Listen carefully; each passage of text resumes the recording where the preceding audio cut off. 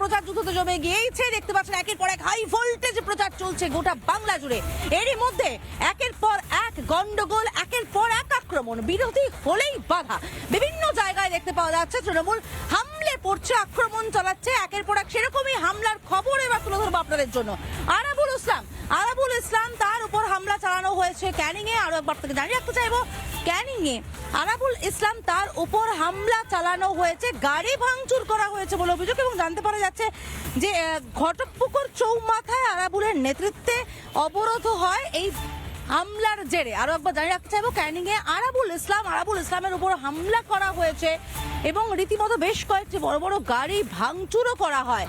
তারপরেই বিক্ষোভ আরাবুল ইসলামের এবং ঘটকপুকুর চৌমাথায় আরাবুলের নেতৃত্বে অবরোধও হয়। হামলা কোথায় হয়েছে? হামলা হয়েছে দেউলি এলাকায় বেশ কয়েকটি গাড়ি ভাঙচুর করা হয়।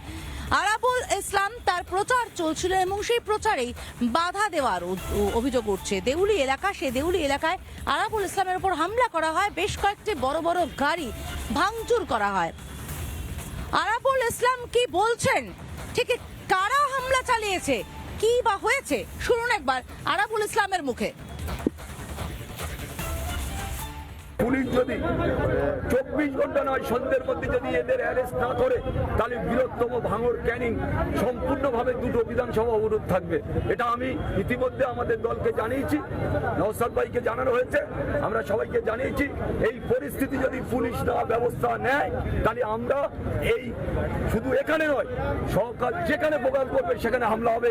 আমরা ছেড়ে দেওয়া ছেলে নয়। আজকের কয়েকটা ক্রিমিনাল হারমান যারা ওখানে ভেড়ি লুট করে, এটা লুট করে, সেটা লুট করে, সেই তাদের নেতৃত্বে মেশিন সহ পুলিশের সামনে ভাঙচুর হয়েছে। পুলিশ কোনোভাবে আমাদের প্রোটেকশন দিতে পারেনি। এবারে ভাঙড় থেকে লড়লেও এই ক্যানিং পূর্ব শওকত মোল্লার একেবারে খাস তালুক বলে পরিচিত। শওকত মোল্লা এখানে প্রতিটা গলি চেনেন, প্রতিটা মানুষ চেনেন এবং সেই শওকত মোল্লার এলাকায় আরাবুলের উপর হামলা চালিয়েছে তৃণমূল। অথচ শওকত মোল্লা মুখ মুছে ফেলছেন। শওকত মোল্লা ঘটনার নিন্দা করেছেন, শুনুন একবার শওকত মোল্লার বক্তব্য। উনি আরাবুল সমাজ বিরোধী, যে নোংরা খেলা আজকের ওখানে খেলতে চাইছে, এর পরিণামটা ভয়ঙ্কর হবে। ভাঙড়ে ক্যানিংয়ের মানুষকে পর্যন্ত 3-4 লোককে মারধর করেছে র্যালির নাম করে।